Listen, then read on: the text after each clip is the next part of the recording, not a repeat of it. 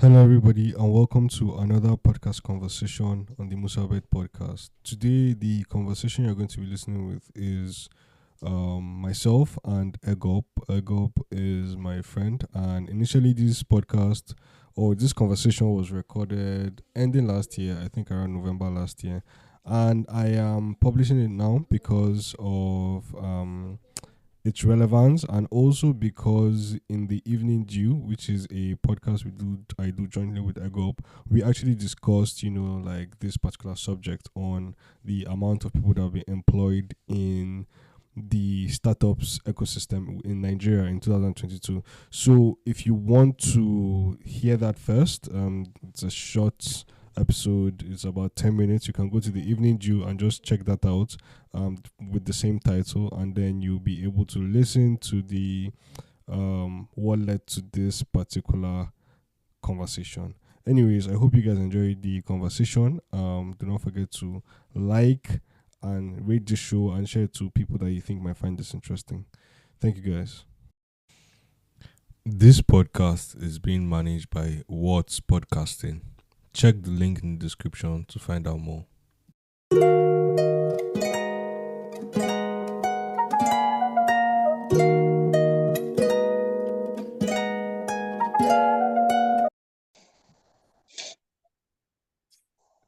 Yeah, as I was saying, like So hey, here, let's give intro now. Like, you can't just start saying. there's no point to have an intro now. No, like Okay, for context, anybody that's listening to this needs to understand what's happening first. okay, This is a spontaneous conversation, or at least a spontaneous podcast conversation, between me and Ego. And essentially, we were supposed to have a meeting, but I told Ego about why data.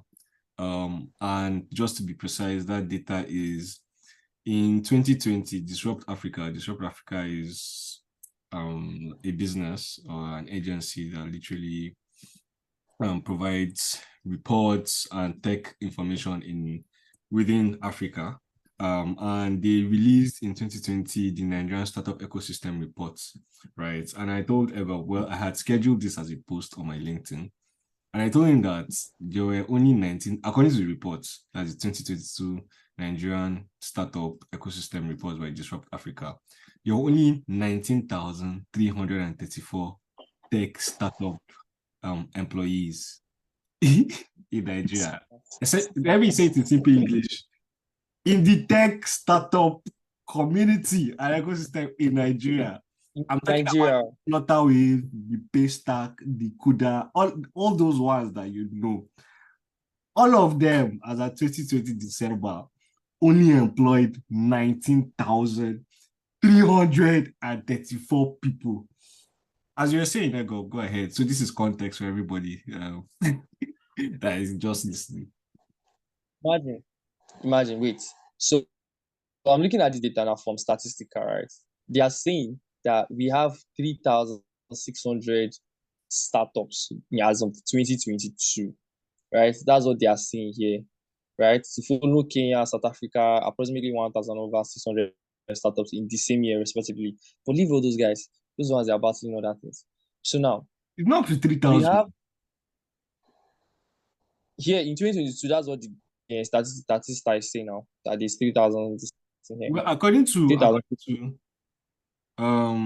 so like, let me just give context again to the report, just so that we are following the methodology and we're following like how they actually came about this number. So they tracked 481 tech startups for that is Disrupt Africa.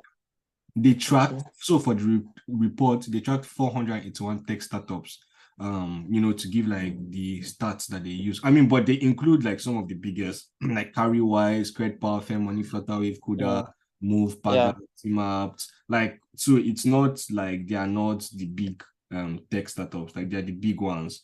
Let me just also give like more context because I'm going through the report now. Lagos, I mean, we all know that about 80, I don't know where I read it, but like about 88% or 80 something percent of startups in Nigeria are like in Lagos. That's not even news again. But for Lagos, based on this report, 425 startups that they reported. So 425 out of the 481 were in Lagos. 23 were in Abuja. Then Yeah. other cities had like 11, like Ibadan had 11, etc. Sorry, I'll let you talk now. But the startups, the subsectors, fintech had 170. Yeah. E-commerce had 58. E-commerce and retail have 58 companies that they studied. E-health has 45. EdTech had 35. Mobility and logistics had 28. Recruitment and HR had 24. Agri-tech had 23. Entertainment had 22. Marketing had 13. Energy had 9. Prop tech had 7. And then other companies, like other categories and subsectors had 44. Obviously, So, fintech, so fintech is the most. yeah, I mean, I'm not even sure. But again, like, this conversation started because it's just absurd, in my opinion, that only 19,334 people are employed by this. Even if it's just the 481, and you're telling me that there's Flutterwave, there's Cowrywise, there's Kuda, there's Fair Money, and there's just 19,000. What are they doing with investors' money? Is it only AWS they are paying for? Like, it's surprising because investors will invest millions. You hear this one got 400K, this one got 500K, this one got a million, 2 million, blah, blah, blah. And all of them will always say they are using the money to scale up, hire more people. Hire more people or scale up is one of those things that come up in like the first three sentences that they always want to say. That we're happy to be working with social investment. Now we're going to hire more hands and scale up. Which hands did they hire, guy? Now only two people did they hire. I be three people. Because what was 19,000, guy? Back to how this started, to say the people in like Uganda and other countries. Uganda now, I was talking to one guy. He was like, they're like 50 million in one other This now podcast. Ugandan guy. Now Uganda guy now. Mad, okay. Like yeah, I'm editing one of his podcasts, Power Talks.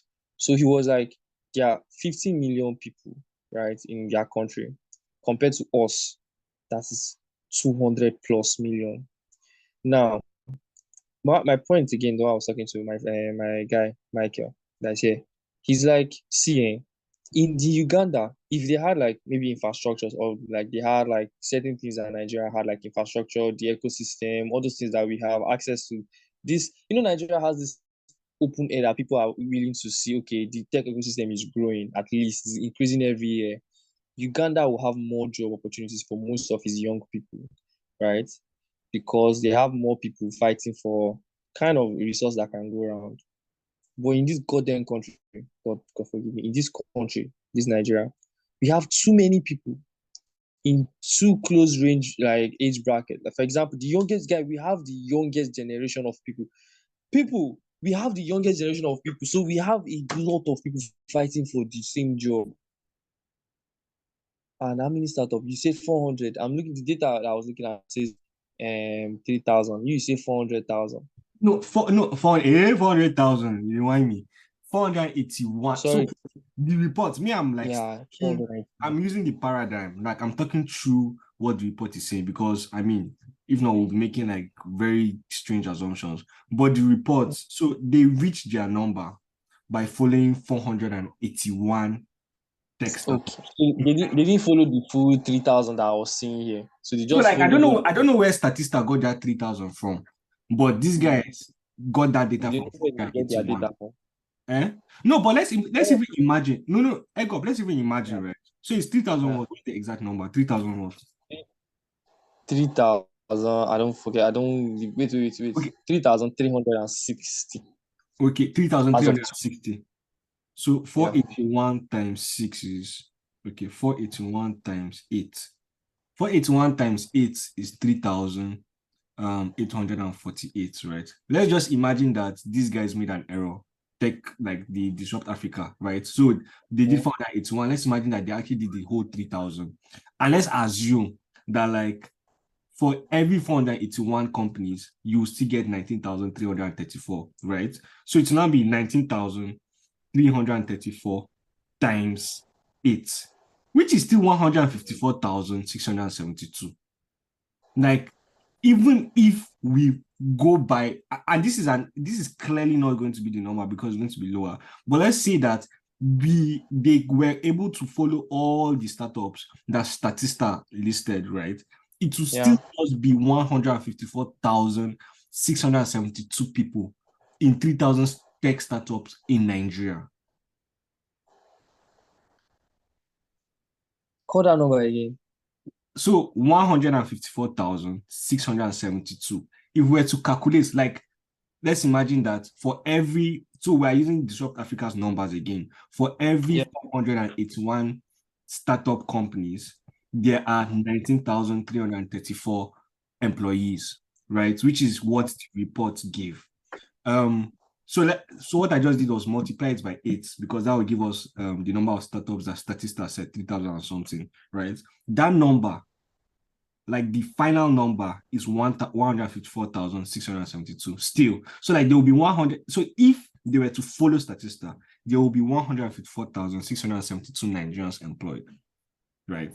So I mean, Nigerian tech startup ecosystem is not an employment mechanism at all. Yeah, it's just buzz now. It's just news. It's hype. I say it's a piece of shit. It's hype, guy. It's hype. It's like some people's music in this country. It's just hype. Guy, like it's like Ronaldo's fans. Jesus Christ. Ah, God. Ah, all this hard work all for nothing. The drag work with 19,000 people. Why you go this sleep for night set in this first place? Now why you know I'm salvage. I'm giving up. I'll go sell Aku guy. I'll go I'll go sell Aku. I'll go find one junction if just open one Aku joint like that. I don't set. We can give you market segmentation. I hear say Maraba Road, hawking for that side go be quite productive because cars they pass, man. So if they reason Who give you that update? Who give you that update? No, now updates is why I did Nigeria now. I know say like every time they pass Maraba, I just this eat plenty. Eat choke. Yeah, you choke. You don't like that. Yeah.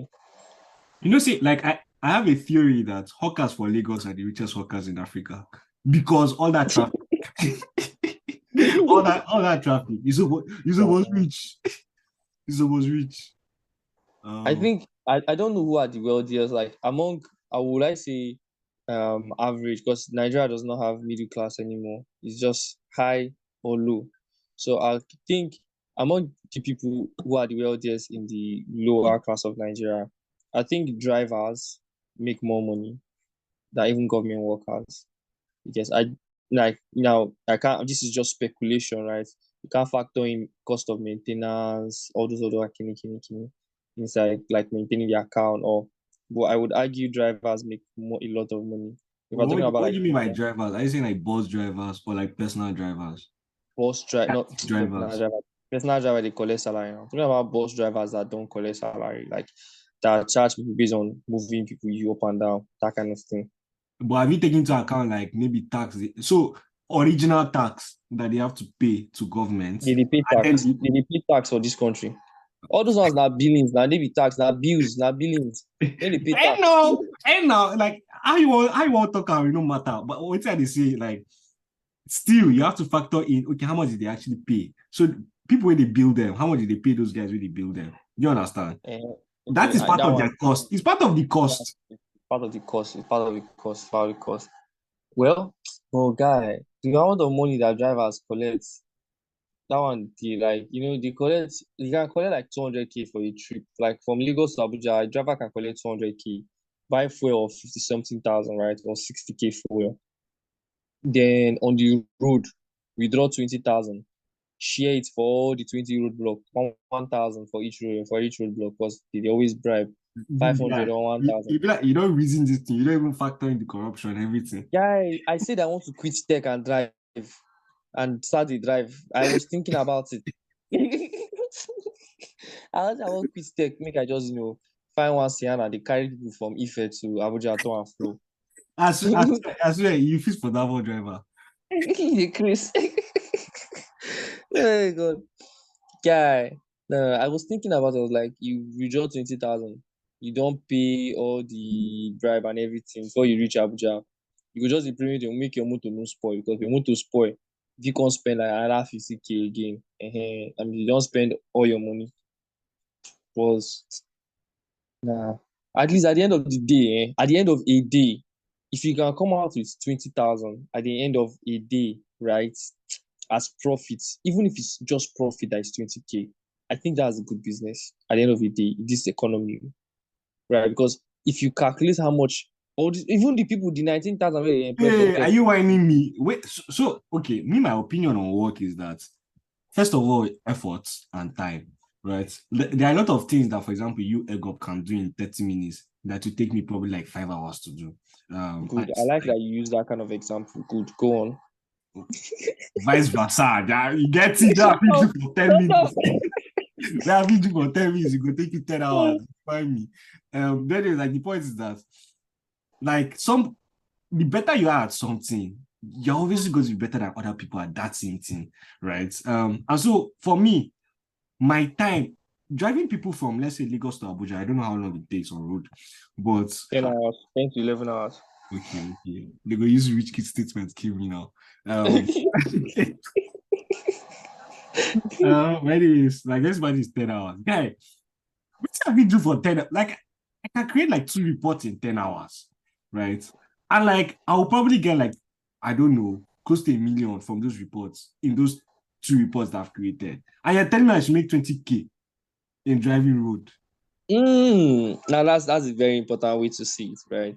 I think you are coming from an angle. You are coming from an angle of access. Like you have access to do the report and make that money. But guy, wait first. Let's pause. Let's go back to the competition thing, guy. How many other people are making that report and trying to make that money? It's not the same tech startup you're pitching to.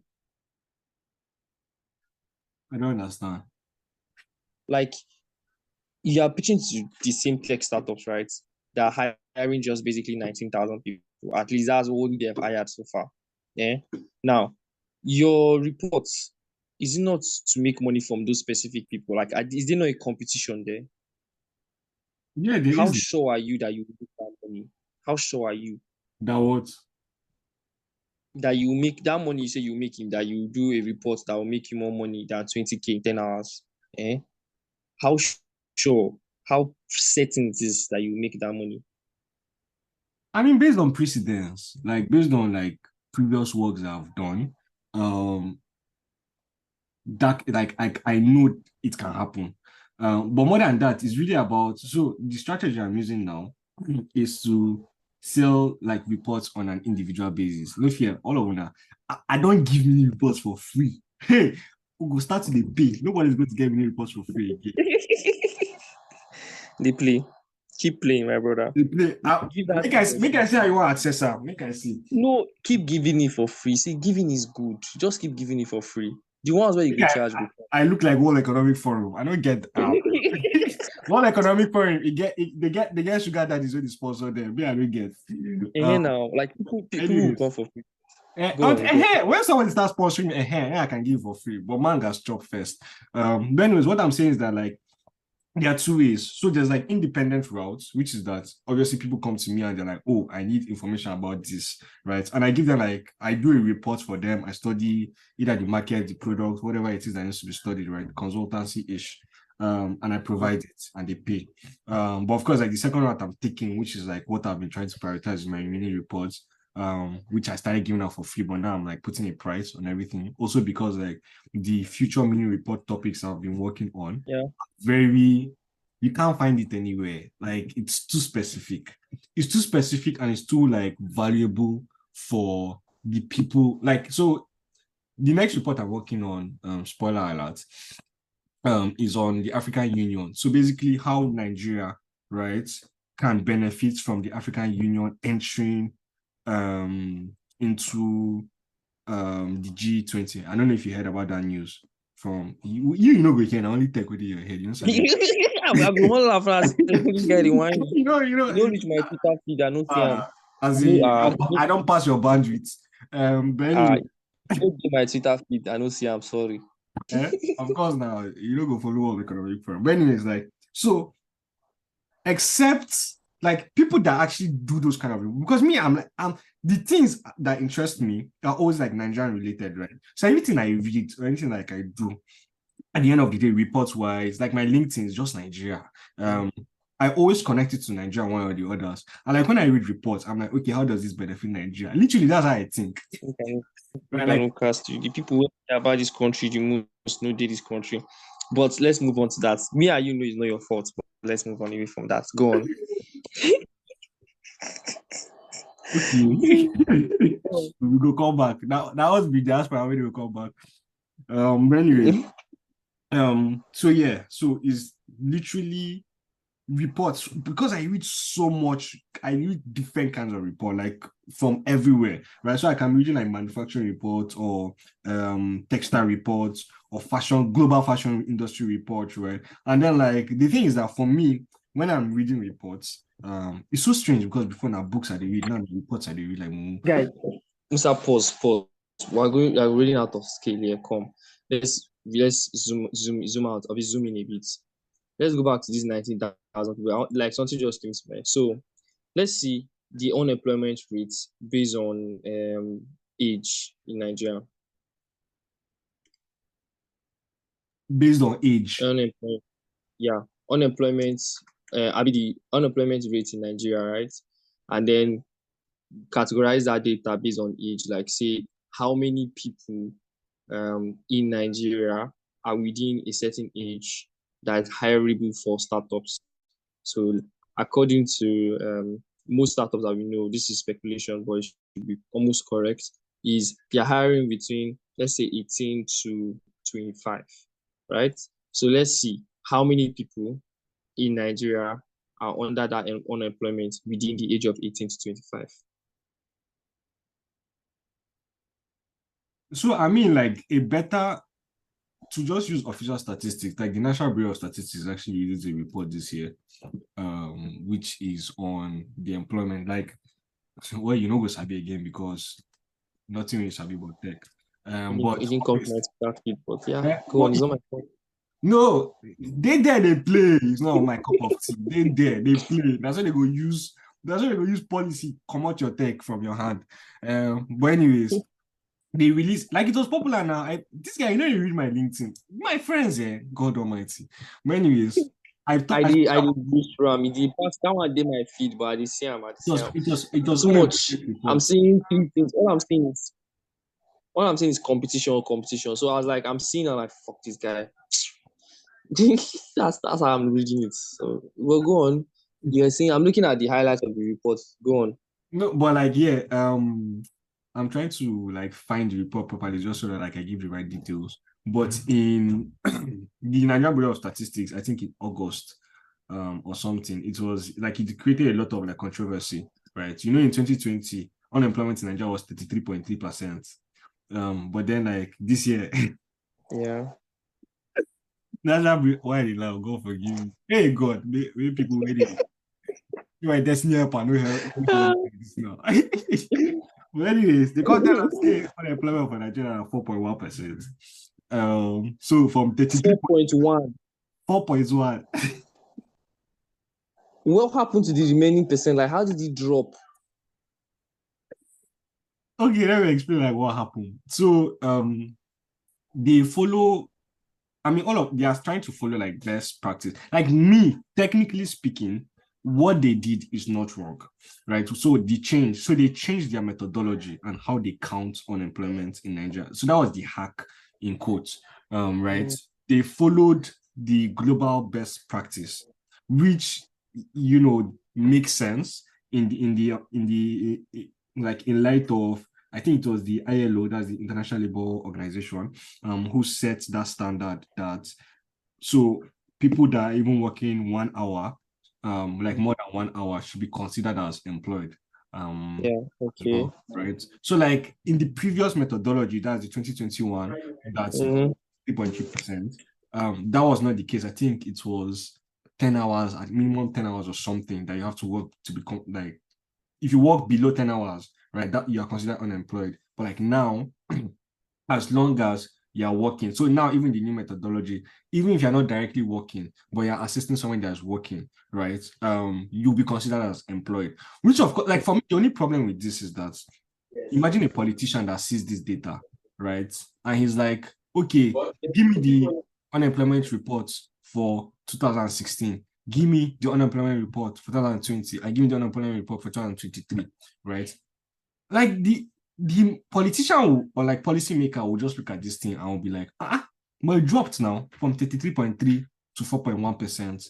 And the guy would say everything's okay, like we're actually employing Nigerians, but that's not the case, right? If you don't understand the context and you don't understand like what is happening with those numbers, those percentages, like you would think you are going forward. But like this data is actually more a revelation and insight into what employment means in Nigeria more than any other thing. So technically speaking, to understand like what happened with employment, what is telling us pragmatically is that there are way more people. I think, wait, let me know. I think it's just give me 5 seconds. Let me open the report to use. I can't speak English for me now. Yeah, I go soon start. No, pragmatically again. Make I do now.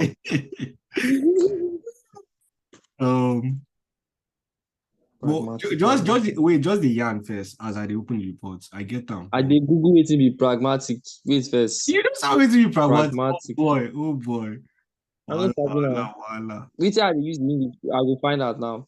In sensible and realistic way that is based on practical rather than theoretical consideration. Interesting. Pragmatically. Nice. Okay. You don't learn something. I'm sorry, I'm not sure what you're asking. Shut up, Bing. I'm not asking you to. I'm just wanting to know what pragmatic means. Okay. So you're trying to tell us that only for there are 14% unemployment. 14% of people are not doing anything. 14%. Who said 40%? Sorry, 4%. No. Yeah, like so. I'm not doing anything. That's what it means. So I'm opening the report now, and like I'm going to walk through. Wait, Musa, based on your explanation, this sounds like a good thing. Even though like it sounds like okay, Nigerians are busy, at least. Yeah, but you're busy doing the wrong thing. That's what it's saying. Like you're busy doing unproductive. You're busy doing unproductive things. How is that good? No, now it proves that we're not lazy. We're busy. We're just doing the wrong thing. Okay. Say we're not lazy. Don't give you food to chop. Calm down. See, Musa, let me explain. Let me give one of those wisdom moments. If you are driving a car, this is wisdom of poverty. That's what they're going to tell me now. Let me land. You don't allow me land. Okay, let me land. Yeah, if you are driving a car and you're going right, cool. And somebody now tells you that guy, the road that you're following will take you to Canada or Sierra Leone, and you have gone half the way. You now pause and realize that you have gone half the way. Will you say it's a good thing or a bad thing? At least now you know that you have gone, but it's half the way. Like Jacob said, the good thing, nigga, is that you came a long way. The bad thing is you went the wrong way. At least now you know that fuck, man, you've gone a long way. Like us now, we've gone a long way in this country. We've been busy. Everybody they do one thing or the other, but it's the wrong thing. Now we can readjust. I'm like, okay, what should we focus on now? But when you say it's the wrong thing, what do you mean? Okay, like based on how you don't explain yes, I agree 100%. Like that's what I said now, that in the sense that the report, this new labor statistics report by National Bureau of Statistics, it was actually released in August, by the way. It gives us insights.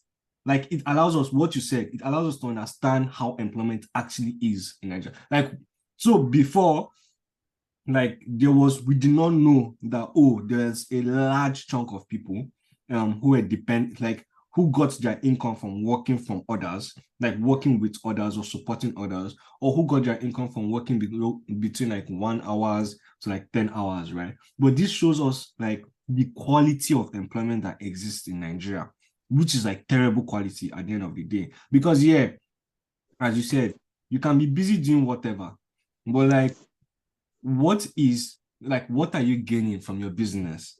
That is like we're working hard. Simply, we're working hard, but we're not working smart. But wait, Musa, like this is also a thing to reason. So it's cool here that we're having all these discoveries and revelation that is showing up and down. Is we're working smart and hard. We're working hard, but not on the good things, right? But we're working hard. Now, if you want to say, okay, where should you put your energy on, right? I think if you don't understand the data, just like you've explained now, you will think tech is the best place to be because you'll be like, tech is growing, it will keep growing in this country. But the employment rate of tech is low in the sense that tech is only employing 19 people that are struggling. And I'm very sure there is repetitive data, like some people are working more than one job there, right? Now, 19,000 people. So a country that is working hard and decides to focus on, say, oh, we need to rechange. We're working hard, but it's on the wrong thing. Let's work on something else, something emerging, something that will keep us the next 50, 60 years, 100 years in business as a country. Would you still say people should work in tech, knowing now that there's so much competition? 19,000 employed, like 19,000 employment rate. That's 19,000 people are employed, though, right? But guy, they pass million. I tell you, boot camps, they release millions, not millions, but thousands of people every month into that tech space. Some of them never leave that camp. Yeah. Some of them still in that camp, bro. Hey, Guy, now what is the right thing to put your employment. energy to? Guy, what's the like you it's even difficult to make I come on my shirt. He's the worry me. This thing is yeah, to be honest, because I don't dare. I want the I list out the list of things where I sabi. All of them requires tech and like my laptop. From editing podcasts to writing, I'm not so great at it, but at least some shits are interesting.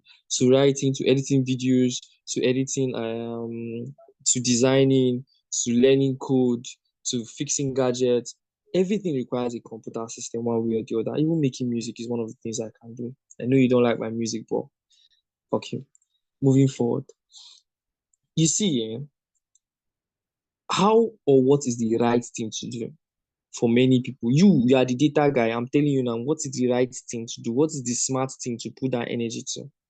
If So, every single thing that we're doing in this recent age, and I'm not the only one, I'm very sure I'm not the only one with this dilemma. What should now be the place where you want to put your energy?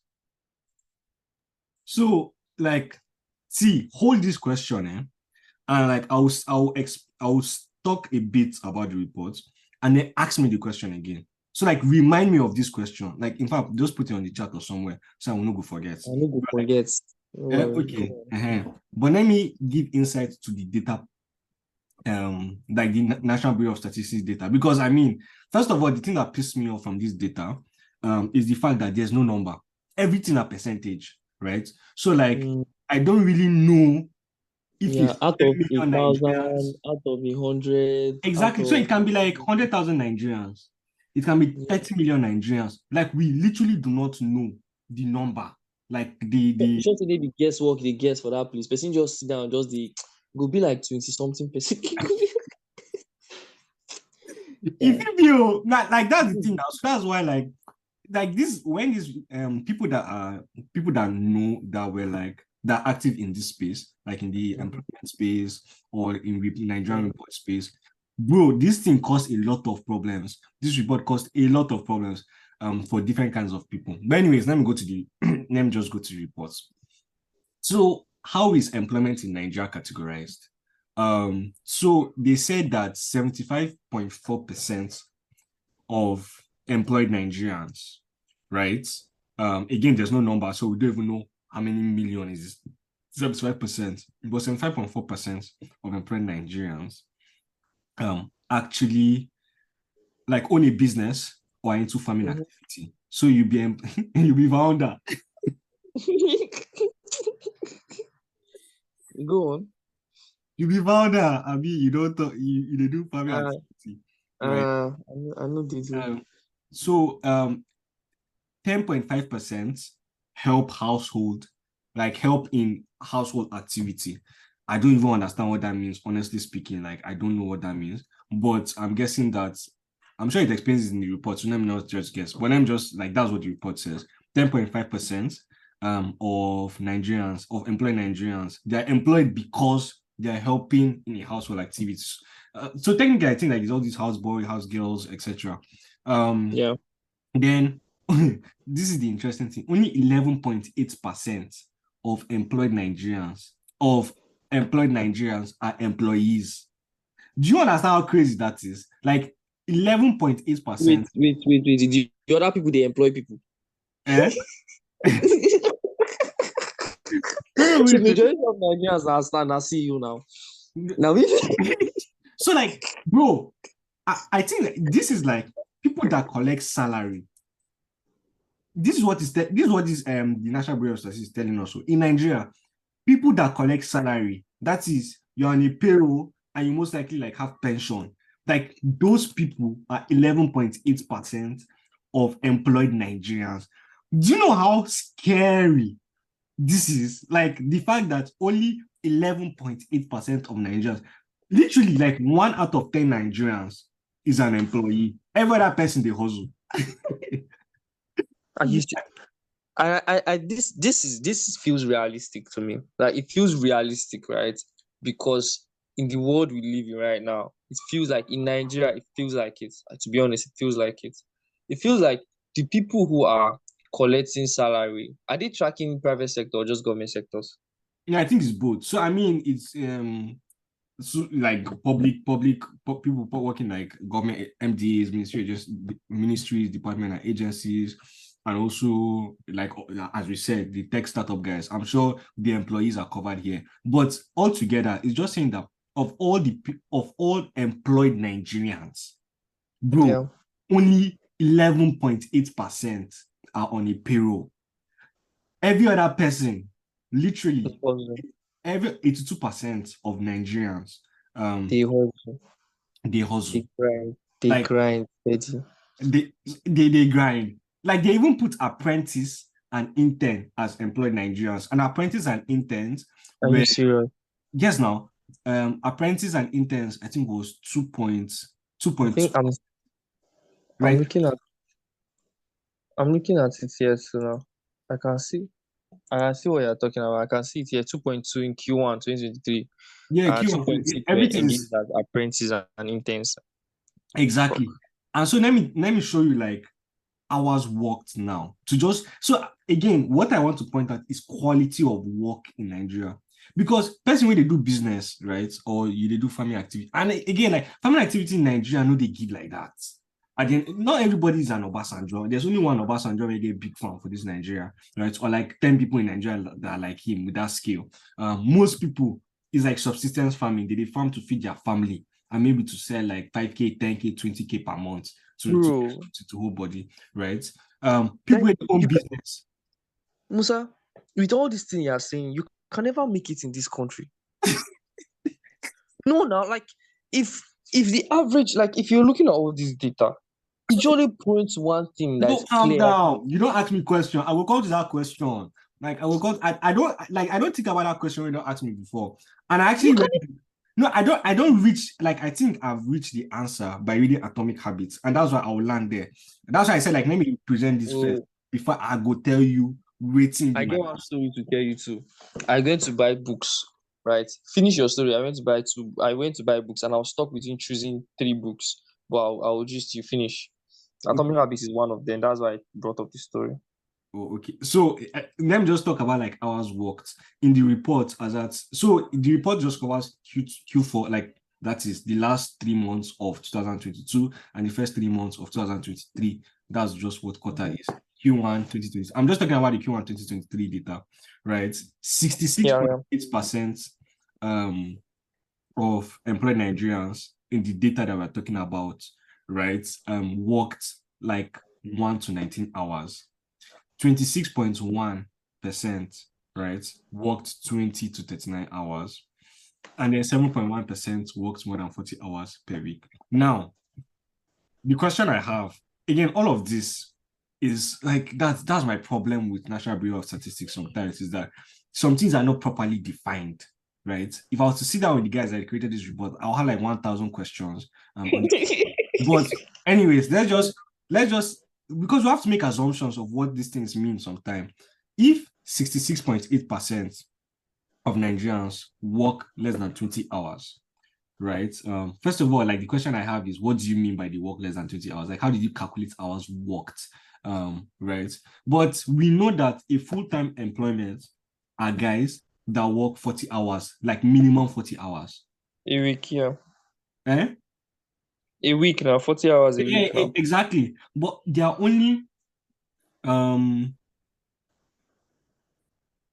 okay, wait, sorry, I actually twisted the data. Hey, forgive me. Oh. Now, so MBS, thank God I even saw it. So it's actually the other way around. So 40 hours a week is 66 points. And hey, this one makes sense because I was like, how is that even possible? So 66 point, you see what I see, Abi? That's Yeah, if I do report, figure 10, page 19. I 66. know they wait till they download the report for. If they tell me wetin be the report, why would they download them? It's like I I know, did no, but for anybody we want to confirm with the talk, like page uh 19, figure 10, hours worked, Q for 2022 and Q on 2023. Sorry for my mistake. I mixed it up. But like, Like I did exam hall, chill. I did exam hall, they copy. They tell me say if I check 20 page 26, I tell me answer. They make I go check page 26. oh, You dey wait. craze? So 66.8% work more than 40 hours a week, right? That's more than, it can be 60, 70. So 7.1% work 1 to 19 hours, and then 20.39% work 26.1%, 20 to 39 hours. Okay, this makes more employment sense. So I will not even stop there. But anyways, that's what I wanted to present. I wanted to present like hours worked, and I wanted to present like what kind of job that people did. Again, as I said, 11.8% of Nigerians are employees. They have a payroll and possibly like have pensions, right? Now let me go back to the question that you asked, Ego, before, or do you want to say your story first? No, my story has been said already now. I say I go buy book. Eh? I'm investing every month to do two things. Either I gift one of my friends something or I buy a book for I never myself. received my gifts. Yeah, I go buy you gift now. Today is not Thursday now. So maybe today your 2 in 1 burger they come now. Maybe tomorrow. Now Thursday now. But we really they give people. Not anything. Like I just have a budget and I must give somebody something from that budget. So those are those things. Yeah, it could be money. I just send you random money. Hey, what's up? I just wanted to give to you. It could be crops. It could be something like something within that budget. Sure. And the budget is undisclosed. But something within that budget that I would just give to any random friend. Yeah. Anyways, on to the next thing. I went to buy a book, right? And I was stuck between buying Still Like an Artist, The Visual MBA, and Atomic Habits. I'm saying this story because you mentioned Atomic Habits. So I was like, The Visual MBA, Jason Barron. The book is, it's like a quick guide to everything you will learn in 2 years of business school. It's really interesting because it has pictures, so I think I can share it with my brother. Even Still Like an Artist, I'll buy it for my brother too. But then Atomic Habits, as you mentioned, I have not read it. So now that is the beginning and end of my story. There is no point there. If you eat plantain, I've eaten plantain. You hear the story, you hear it. On to the next thing. My question to you, Musa Obed. Eh? We can never make it in this country based on this data. Guy, calm down. Okay, calm You down. see, you have reached an answer. What is the answer? Okay. First of all, like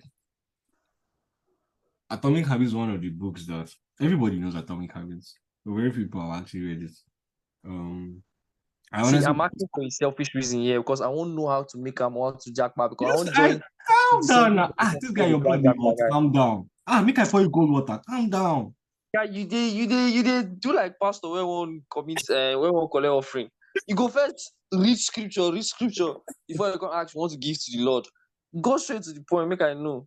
Wait now, first. Let me just give a prologue to Atomic Habits. I honestly felt like Atomic Habits, like before reading it, I was like, this book is so hyped. Like, what can this guy possibly say? But after I read it, bro, that book is not overhyped at all. Like, it is underhyped, in my opinion, sir. So Um, I should go and buy it then. I should return my visual MBA and just bought you Atomic should Habits instead. return the tree and go and collect that one. So, anyways, what did he say? So, in Atomic Habits, I hope it's Atomic Habits, so we can know the mixed books. But I think it's Atomic Habits, right? In Atomic Habits, there's something that he said which is very powerful, which is essentially that, you know, especially in our world where, as you said, competition is intense, right? Like you have to be creative in what you know you are good at, which is essentially that you have to identify, what you are good at, and then find how everything that you're good at can be combined together, because that combination becomes your competitive advantage. Whereas, for example, there's this thing called what was it called? Experience portfolio. I think that's the term, right? So an experience portfolio is essentially, so not work experience now, but experience portfolio just talks about the idea that you know how to do many things, right?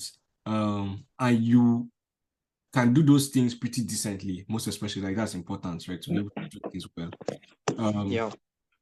The hack literally is, okay, Egorp that can edit podcast, Egorp that can like is a podcast host, Egorp we sabi do UI UX, Egorp we they sing but no sabi, Egorp we Upcoming artist. upcoming plenty for this Nigeria. Egorp we, I don't know, the research, right? Everything that Egorp is, then Egorp is pretty decent at. Like, you have to sit down and be creative and ask yourself, okay, what is a problem perhaps that exists in my environment, right, that needs an answer that is a combination of the things that I am good at? Let me give you an example. Let's imagine that, okay, there's the new, you should be the new, well, I hope it's about tech, so you're supposed to be the Ministry of What they call ministry inside. no, the Ministry no, the Ministry of Bosun Tijani now. What's the name of his ministry again? Ministry of Communication, Innovation and Digital Economy, like Bosun Tijani, the minister, right, created the new report, like the new plan where they want employ, like they want to 3 million Nigerian, 3 million like tech-driven people in Nigeria. Wait, I want to ask you one question. If I be cleaner for tech startup, are they work in tech? No, I won't know now because I feel they work in tech now. You be tech, bro. I don't sabi. We ask for that. Maybe they don't sabi. But I guess now you did payroll, so I guess like they go add you. That would be plus cleaner, plus gatesman, plus everybody. Now only 19,000 they employ. If it be. But anyways, so let's imagine like this plan to, for 3 million talents in Nigeria. And Egorp, you know that you sabi UI UX. You know you sabi research, right? Most especially like user research. You know how to like give people, you know how to understand what people want and give them an idea of like what they like the products that they can consume from what they want, right? Like, you don't have to sit down and actually be creative. And the thing is that the answer to this is determined by your creativity. Like that is the biggest problem, but at the same time, that is the answer. You have to sit down and like combine all your skills together in such a way that the solution, if Bosun Tijani is to come to you today and he says, Egorp, I need to employ like these 3 million tech talents I want to do in Nigeria. Can you help me? Like, how can I make this a reality from your own point of view? You'll be stupid if you're telling me a generic answer, right? The answer you should give him is an answer that like your skill, the combination of your skill, nobody fit touch am. Which is to say, like, somebody that can do podcasts, like somebody that can do UI UX research, somebody that has experience or has a network with other podcasters in Nigeria, somebody that like has done elect your bachelor's degree, right? All these 4 things. Do you know that? I also have a PhD. PhD. I have a PhD now. I'm poor, hardworking, and driven. You just choke yourself by yourself. I am just picturing your babe looking to this podcast because wow, I don't have one. Yeah? I don't have one. It's one of those good things that come with breakfast. You get to not have one, so you're free to do whatever you want. But so the thing is that if everybody sits down and looks at themselves, there's nobody literally that is like you. There's nobody that has the combination of skills. I mean, there can be, especially like people's But dialects weren't on their accents. And waiting with us now. No, go on. But there's literally they are literally, especially if they're in tech, because I realize that tech guys are like smarter and more hardworking than they actually give themselves credit for. Because first of all, the skill to actually stay like 10 hours or like do hackathons like a mumu, like three hackathons in 6 months. Do you know that the percentage of people in real life that can actually do hackathons self, like just one hackathon self, is very few, because it takes discipline, it takes drive, it takes like a bit of ambition, and it just takes focus to be able to do a hackathon. So like there are the problem is that a lot of tech people are looking at what tech jobs are demanding of them. They're not looking at, okay, how tech jobs are demanding because there's a problem. You have to leave what is being demanded and look at the problem in itself. For example, fintech are trying to solve a big problem, which is we want to onboard people that have no access to banking to be integrated into the banking system or the financial system in Nigeria. Like, that is the problem that exists. Fintech exists just because of that at the end of the day, like to improve open banking, so ensure people have access, etc. Like, that is what fintech is doing. When you look at e-commerce and retail, people like Jumia, like, what they are solving essentially is that, okay, somebody might want to be ordering things online. Yeah, calling Jumia and e-commerce. They are losing money. They are not Amazon. They are about to die. Jumia is about to die to ashes, as you are seeing it like that. Wait. Let me, like, is the idea of what I'm saying that you should get first. So you want to, first of all, Jumia wants to die, not because like they have a bad business model, in my opinion, but it's just that Nigeria is literally happening to them. When you have like currency, like this effect This is the same thing I'm saying. You can never make it. You see, as you put Nigeria and Jumia together, you now understand why they are dying, Nabi. Is now you get the point. Yes, I understand that. So yeah, I mean, yes, if you're in Nigeria, your chances of if you survive in Nigeria, you're really like you are a survivor by definition. See, if you survive in Nigeria, Musa, there are some things that will put you ahead. Number one, you hear me? Number one is luck. That one is first. Number one is luck. Number two is access or privilege to people in positions that can help you. Like, if you have those two things, your survival rates in this country are shot up. It's like catapults that's gone up. Every other thing now requires just mere things like hard work. Say, for example, all these things I explained about, like being able to creatively think about a solution. You don't even need to do that. You can just be a desk worker or a PA for somebody who has access to Dangote or somebody, and you reach 1% or 15% of Nigerians earning above 500k in less than how many weeks. Like, all you do is just PA stuff. Now, PA does not require you to be creative or solve a problem, but you reach that peak, right, because of that access. So, like in Nigeria, yeah, what's like, I understand what people are saying with this thing, and yes, there's a truth to it. But me, like, I'm looking at it from the point of view that, okay, I am a 20-something-year-old, right? And let's imagine that, yeah, I want to be a PA or whatever. At each moment that you're interacting with people, you must, like, for me, the most important thing to question is like, what am I learning? Because you might be working for, I don't know, a Dangote, or let's imagine I'm working for a Dangote, and the only thing you do for Dangote is to pick up his calls. As much as, yeah, I'm getting, I don't know, 1 million for his. First of all, you are at a very risky position, because Dangote can dispose. Did they fire you? Exactly. Did they fire you?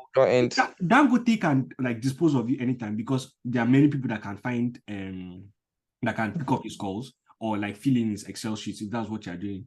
And number two, once you're now disposed of and you now get to the entire market, you are going to be a very useless human being. Yeah, you'll be very backward. And so for me, all this is you said, the Nigerian factor, which is essentially connections. I don't believe in luck, honestly speaking. I believe in like things.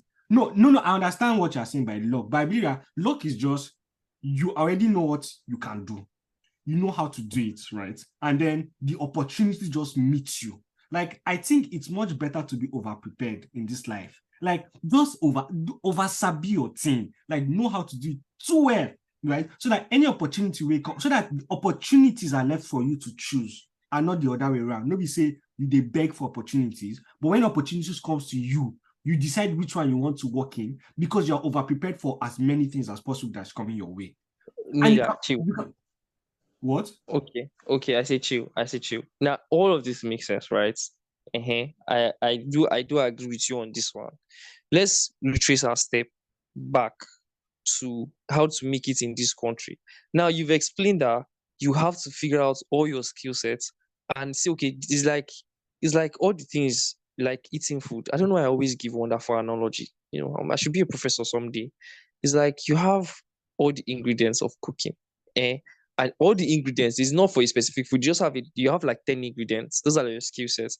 And you then figure out, there are people outside. You don't know if these people are hungry. You don't know if they are tasty.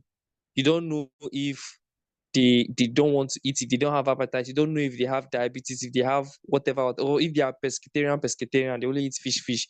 All you know is that you have 10 ingredients. This I'm explaining all you said though. But now you have to figure out how these 10 ingredients can at least serve these people or a certain number of people that they will be able to pay you for it. That's what you're saying, Abby. Not only that they'll be able to pay you for it, but it will be hard for another person to create what you created. Like, it's about competitive advantage.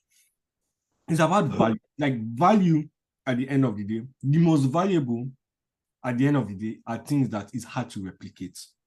And you have to be that person in real life.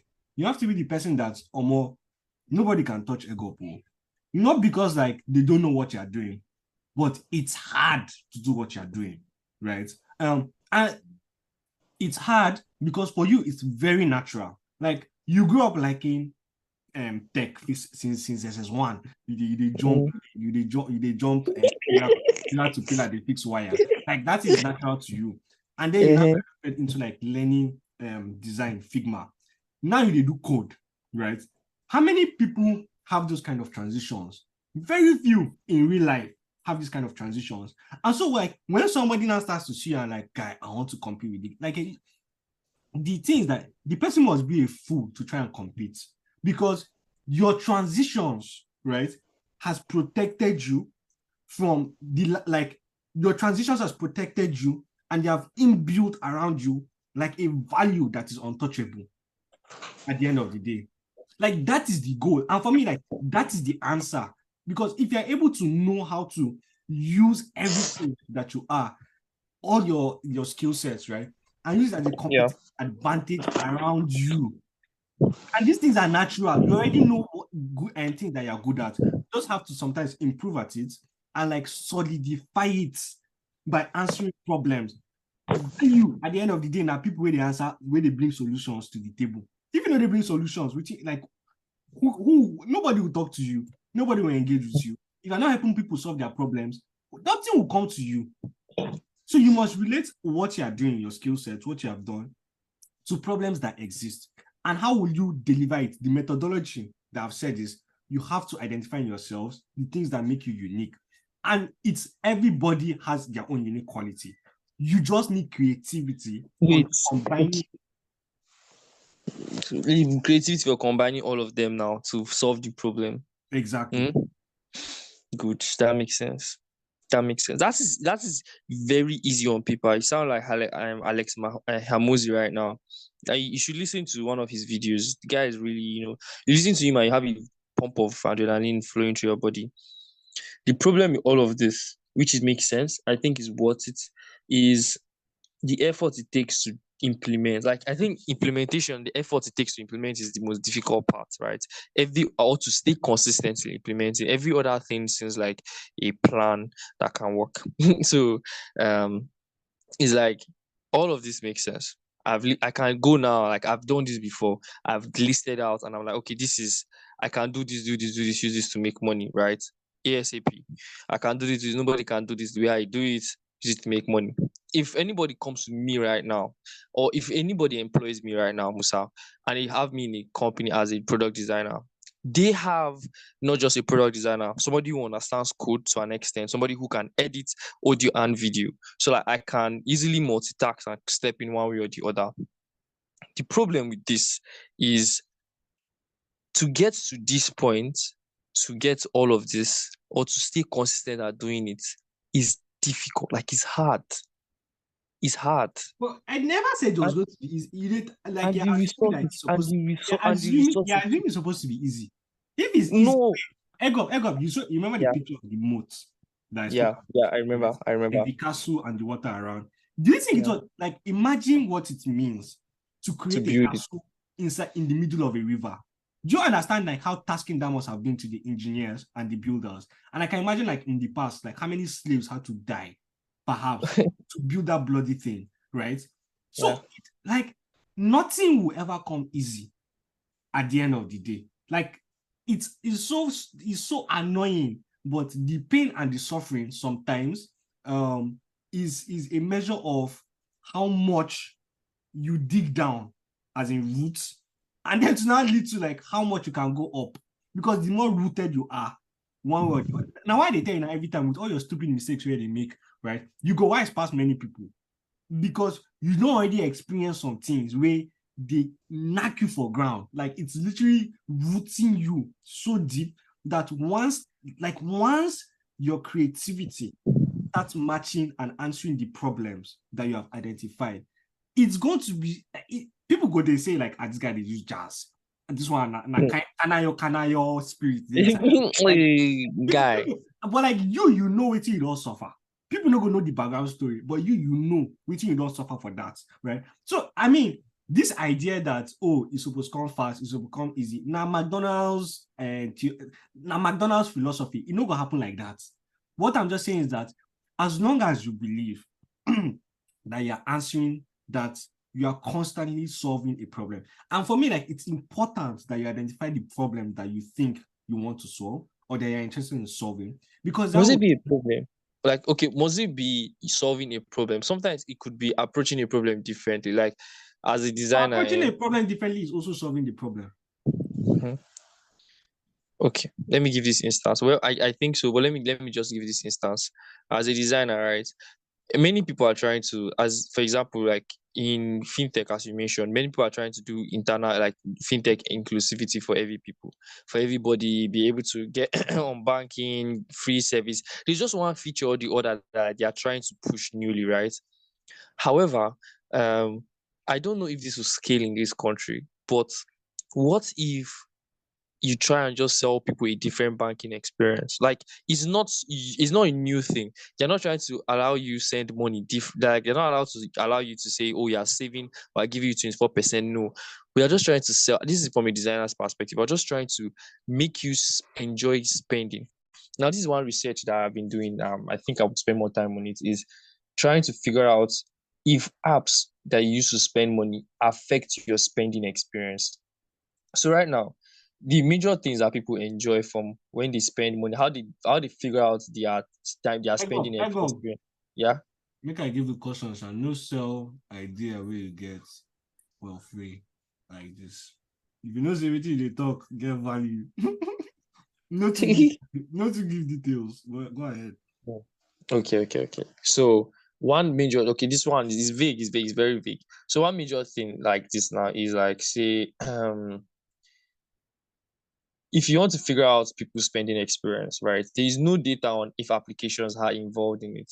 It's mostly just say what they buy and how effective that thing they buy is. Nobody says anything about how they were able to buy it, how they were able to spend their money. Like, oh yeah, the app made it easy for me to spend money. None of that. The only thing, the only data I could find was that people enjoyed when they were using Venmo. People enjoyed using Venmo because it was easy. Like using Venmo to pay for something with your friends anywhere, send money to somebody, it was super easy, right? It was almost an experience that was seamless. It was almost seamless because the only hookup was like network issue and stuff. Where was I going with this now? I fucking lost the beginning of my thoughts. Yeah, I was like, people are always, what the fuck? I've lost the beginning of my thoughts. I was talking about we're talking about like the combination. Solve a problem. Yeah, always trying to solve a problem, right? How about just trying to do the same thing, not solving the problem, like just doing the same thing, but with a different or unique way. It's like trying to serve food. People serve food in takeaway. Why don't you just say, hey, you want me to serve food in takeaway, right? And use a golden takeaway to serve the food. It's the same takeaway, but it's golden. Now I don't know where I'm going with this, but I just decided to say it. This guy, I feel like one lie you talk like say you did close to God. Don't know this. I'm like, what kind of foolish statement is this? like no, I no, swear, no, no, no. you should just stop. You should just stop before this your last statement. Well, yes. Like I get what you're saying. I get so like perspective and a different approach to the problem. For me, see, Prosperity Paradox is a book. People need to read that book. But in Prosperity Paradox, right, by Clayton Christensen and Ejiofor. Basically, they talk about this. There are two concepts that are very important, right? And there was I think it was a McKinsey report, by PwC. I love McKinsey, God, but I think it's McKinsey or PwC reports that spoke about. No, I think it has to be McKinsey because I criticized them. But literally, they spoke about like how you can do like business in Africa, and it was just so like it was literally like the method and the framework that has resulted to so many failures in Nigeria, like in African markets, right? And I'm like, see, McKinsey, I know you're smart too. I know, like you're doing all of this, and that's sometimes the problem of consultants. They apply. Them they just the advice. They just they analyze, they distribute. They apply. But now they can't get the money passed. It's annoying sometimes. But anyways, now the full of okay idea. So you see, you try help yourself because say una do they apply. Una go just analyze information. No take care of my customer. Anyways, but the thing is that in prosperity balance, there are two things that are important to note.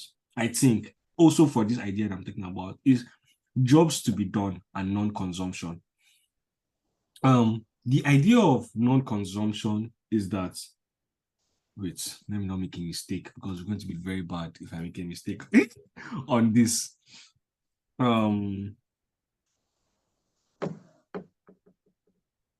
I'd actually check on now so that I will get the actual definition. Check on now. Check anything you want to check. Idea. Check. These ones they do meeting. Look at hear everything they talk about. Okay. So what? No, they do meeting for one place. I don't want to talk and make I no cast myself, but I just hear everything they talk. I don't come on my headsets. Okay. So non-consumption markets literally is like markets. So market is just people market is just people at the end of the day, right? And people that can buy your products. That's what market is. So non-consumption is the idea that you need to find like people that will require the solution you are bringing. That one day now. That one day. Yeah, but like the thing is that sometimes you have to be stubborn at it, because if you ask people like experts or whatever, right, they might not even see what you're seeing. But you, like with your own idea, you can clearly see that. And that's why, for me, Nigeria should, like every country, the citizens are going to be the ones that can actually solve the problems of that country, because now them shall be waiting there on ground. How I'm going to see the Nigerian market is going to be very different from how a Ghanaian will see the Nigerian market. How we see the Ghanaian market is going to be different from how a Ghanaian that has been living in Accra all their life will see the Ghanaian market. There are just some opportunities that we'll see. Like it can even be small. Let's say, imagine you're in Abuja. How many people, like let's say like I want to start like wine. I actually have this dream one day, but anyways, like I want to like have like a wine shop. Right. There are just some certain nuances. Maybe like it's like what kind of cup I should use, whether it's wine glass that is very long, like the tail is very long, or the wine glass that the tail is very short. It can be so absurd like that, right? But like, because I understand what kind of people are there, I will know how to put my product inside a cup That's my wine inside a cup. And like they will enjoy the experience of drinking it. Non-consumption is just buying. Have you watched The Bear? Sorry to cut. Have you watched The Bear?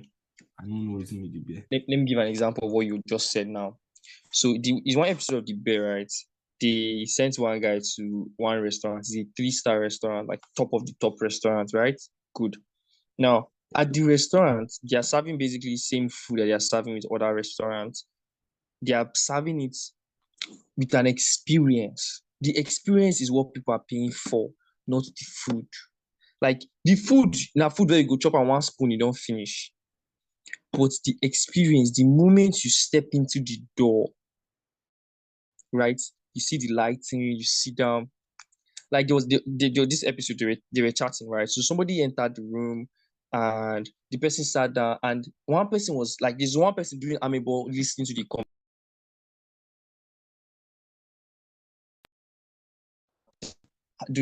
like in the conversation, right? Just basically saying like listening to everybody's conversation, just standing there. Now this person would write, somebody would be like, maybe there are two guys, and one is like, oh, I just lost my dad, really sad, that kind of thing. You will write it on the paper and send it to another person will pass. When the waiter passes, we give the paper to the waiter. The waiter will go into the kitchen, give it to the chef. The chef will prepare a surprise, right? Something that would be comforting to somebody who just lost their parents. A very quick, easy food. Not something that will take too much time, but it will be very beautiful. And once the person is there, once they serve the person their food that they ordered, the other waiter comes in with that surprise, be like, we have a surprise for you. We understand how you feel. Do not say anything like you lost your. They will just say that we understand how you feel. Thank you for coming here. Blah blah blah blah blah. That kind of thing, and give you the food. So you're like, it's like these guys are reading my mind. It's like these people have me in their thoughts. It is the experience. One time, one person was talking, right? And they were like, oh my God, I miss those days back in where we were in college, where we used to eat so pizza all the time. You get, it was awesome. I miss those days. The waiter carried it in paper, went to the kitchen. In the kitchen there, one of the staff ran to go and order that same pizza, right? Brought it to the kitchen. They cut the pizza in a way that it looks really nice and small. Add some other spice on it and served it to all of them on that table. And they were like, we have a surprise for you. And they served it to them. And they were like, when they ate it, was like, oh my God, it tastes just like this pizza that we're just talking about now. It felt like a miracle to them. Do you get?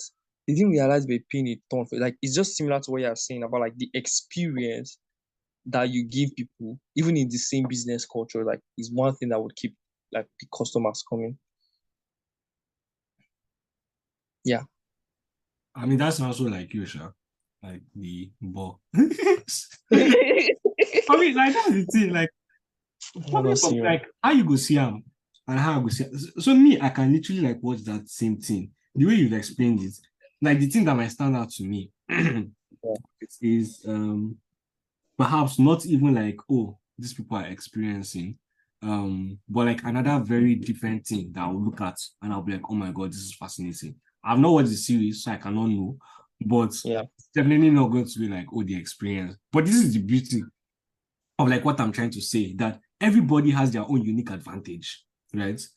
Because you just like you have a different life altogether, and those your experiences have combined in you a person that is able to see things very differently. Even the tiny details that you figure out, you're able to see things differently. As you were talking, I just went back to like the book, the prosperity paradox, because I don't want to get the definitions right. And literally, like non-consumption again is where would-be consumers are desperate to make progress in a particular aspect of their lives, but there's no affordable and accessible solution to their problem. So when you're able to provide an accessible and affordable solution to people's problems, in particular aspects of their own lives, right? You are targeting the non-consumers. So people that are not consuming, not because they don't want to consume, but that they are not the right solution for them. And the funny things are like the change of experience, as you stated, right? Even the banking can actually bring aboard new kinds of consumers altogether. Let's imagine that some people, let's say engineers, right? I'm talking about like proper engineers, like civil engineers, etc. Like engineers like the interface of fintechs, and that is why they have resulted that, oh, me, I'll still be using checks, right? Because they just don't like it. Like it's messy or whatever reason they give, right? To them, they're still like traditional, going to banks, etc. I mean, this is an absurd example, but let's imagine that is the case. And then you come and you just change something slightly. So those people who technically, right, for them it was a problem because probably the interface of the bank app, or just like how the bank app makes life stressful, perhaps. Maybe the engineer just goes to the bank and just signs a check, like writes his name on the paper, writes a check and goes. And that is easier for him than going to the app, putting his fingerprints, like putting the account number of the person, whatever it may be, like the difficulty that exists there. So you come aboard, and you know that engineers are not using like bank apps for some reason. Like, why is the case, right? Those are non-consumers. And the moment you provide a solution that is accessible and affordable to them, you're onboarding non-consumers. Now, let me go to the second aspect. I said like non-consumers and jobs to be done. The idea of jobs to be done is, in everybody's life, there are just some things that they need to get done, right? And some people just do it, like everything in everybody's life can possibly be a solution that it can ease their life. So me, to give like a standard routine of my day, perhaps like waking up, do like house duties, family duties. After that, like I just start working. Like I'm on my computer and my system for long, right? So like I'm taking a break. Then I go do like gym or sports. And then I'll go to sleep. Like I like to watch a series before I go to sleep.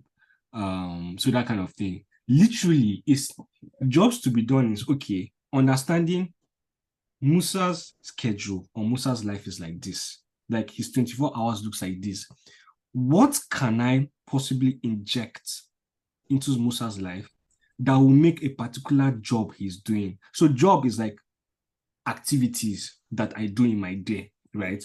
What kind of solution can I inject from my own solution, or like how I'm seeing things? What kind of solution can I inject into Musa and people like Musa that have like the same kind of routine like Musa? What can I inject into their lives that will make their lives easier? Because if I'm able to provide that, those people will buy it because I'm helping them solve But then, wait, Musa, first, 2 questions here is, how many people are like you that exist? Secondly, what is their earning potential for people like you? Because if you are earning 1 million, you can spend 100K on something that you make your life easy.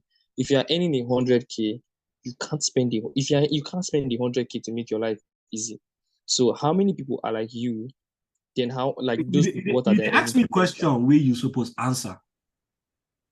I know that like that would be the question, right? Because now Daniel, my brother, will be the one to edit this podcast, so I'm teaching him how to edit. Daniel, as you're listening to Daniel Egorp, you cut this fucking part out of this part I want to talk. Cut it out. Moving forward. Now, let me go upload them. I don't upload on my podcast, not be your podcast. My brother will edit it. You can upload it. He will edit it. So you're listening, bro. You want to edit it? No, I was not going to edit anything. Unfiltered, everything goes in. Interesting. Okay, I'm not going to say it then. But then it's like there's a business, because it's business stuff. So there's a business now, right? And there's a market for the business. So now the issue here is not so many people within that market can afford to pay a certain price. But then that is the acceptable price on a global scale. Except you are approaching that global market, which is difficult. Like, it's difficult to penetrate. It's like trying to, how do I put this thing now? It's like, I don't know an example to use. Well, this is weird. I always have analogies for shit. It's like you're trying to pitch to a market that, hey, I have this service that will make your life easy. But then how many people are within that user persona that you just brought up that would help actually make your life easy? And how much are their earning potential? There's this somebody I used to work with where they will always say, "Oh, you don't care about their earning potential, Jerry. If they can't pay, you should go."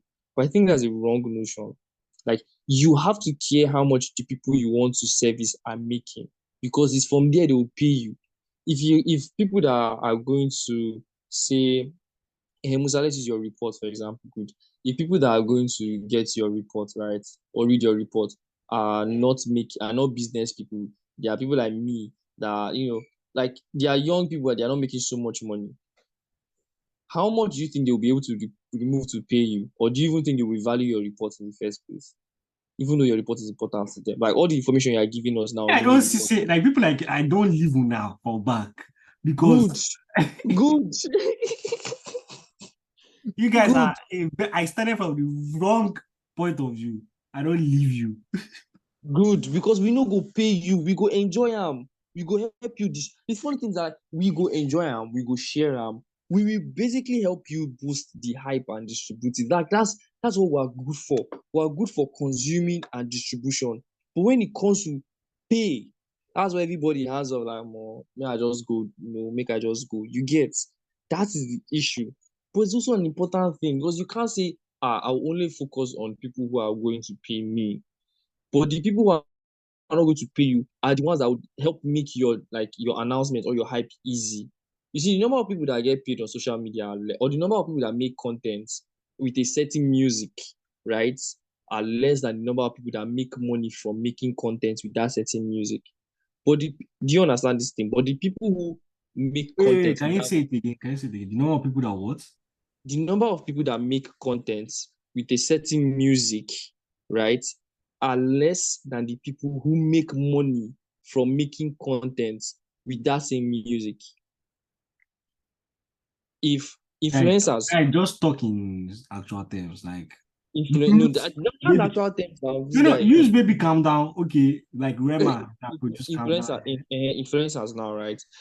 Like record labels pay influencers to use a certain musician's song to dance. So let's say, the example now, which of my favorite song just came out? Like, let's say J. Cole now. J. Cole just no. Let's use Chance the Rapper. One of my best songs in this life, God's Child of God.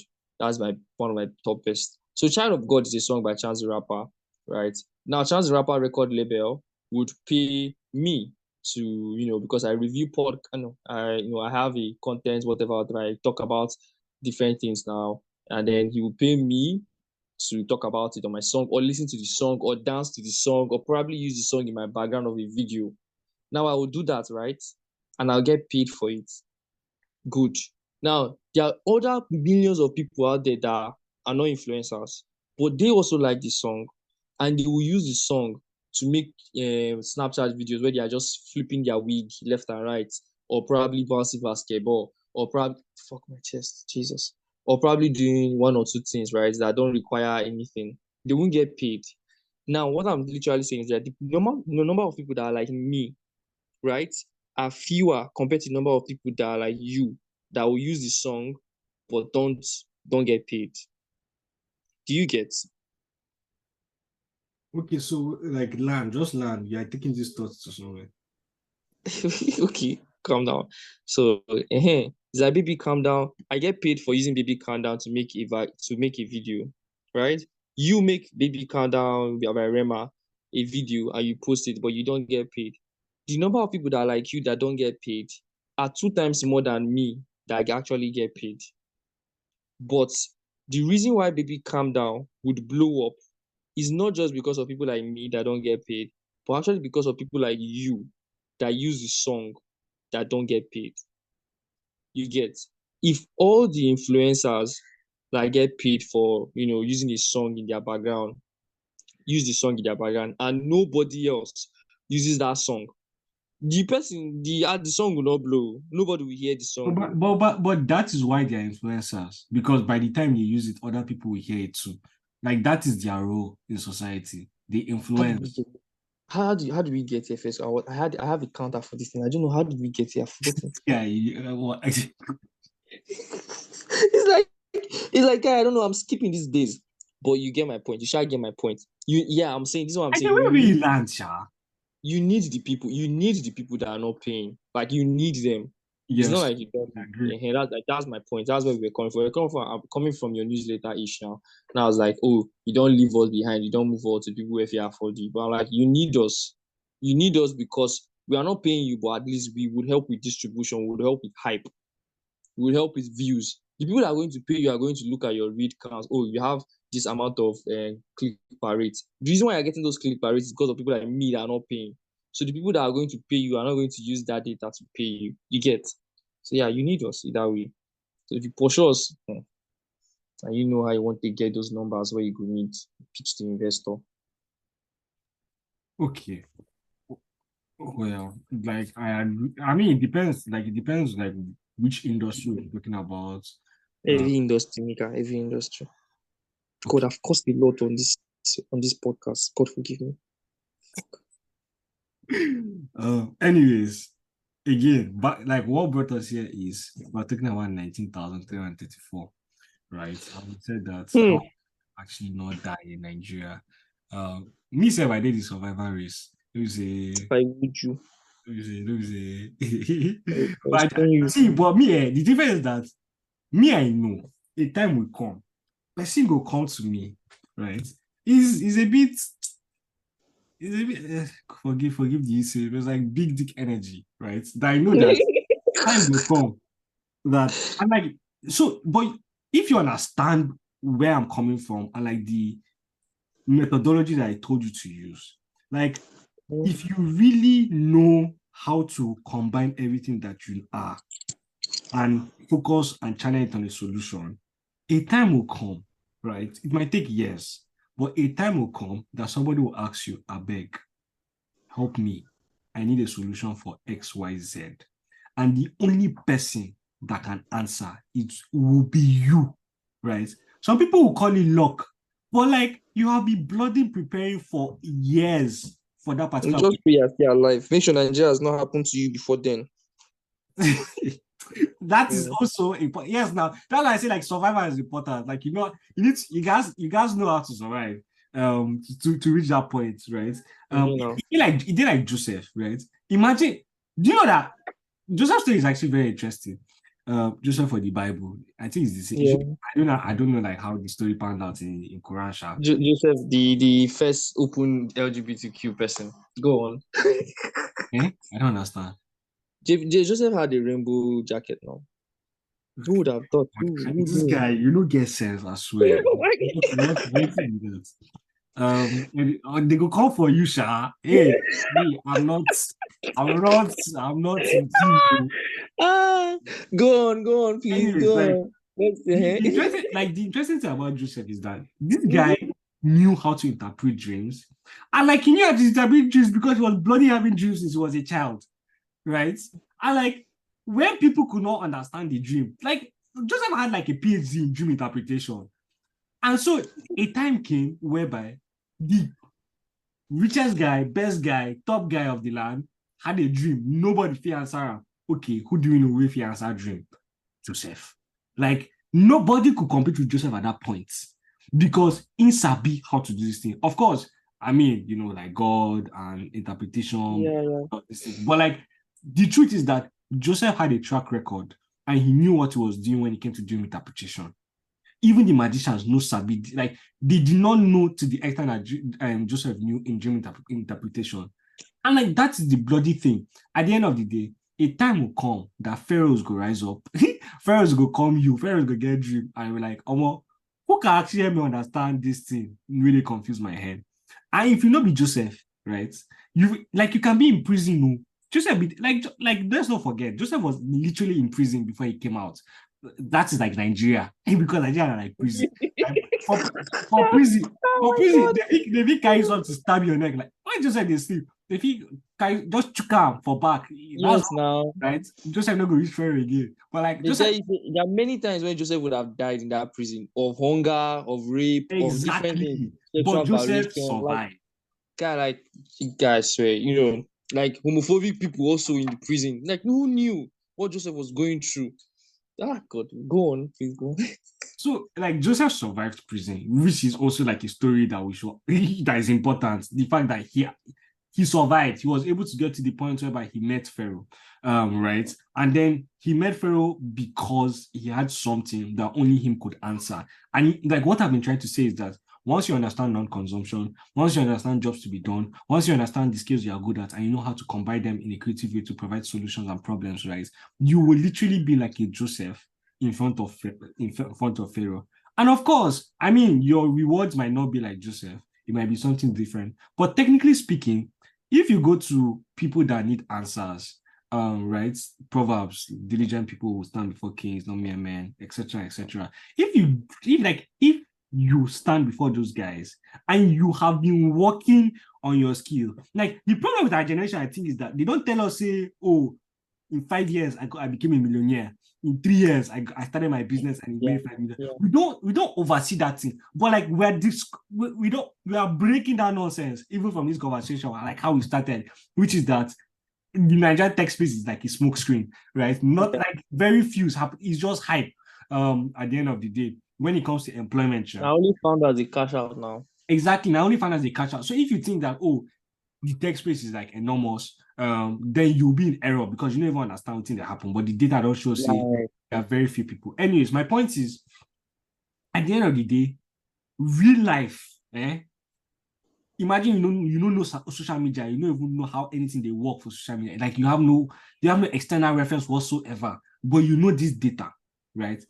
Real life looks more like Joseph than it looks like the smoke screen that has been the Nigerian tech space. At the end of the day, real life is literally you go suffer like nearly to your death, because being in prison is nearly dying, right? Anything will happen where they go sentence you or where anybody if you just carry knife, choke you for that is more realistic. I would rather there are two things here. At the end of it, right? You pray for one, you pray that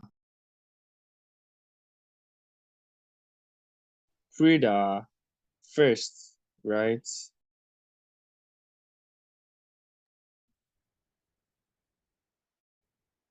Sorry. Calls were coming. Calls were coming. I don't. You say pray. Maybe they pray now. No, you pray that you don't die before your time, you don't get killed, so that you can make it.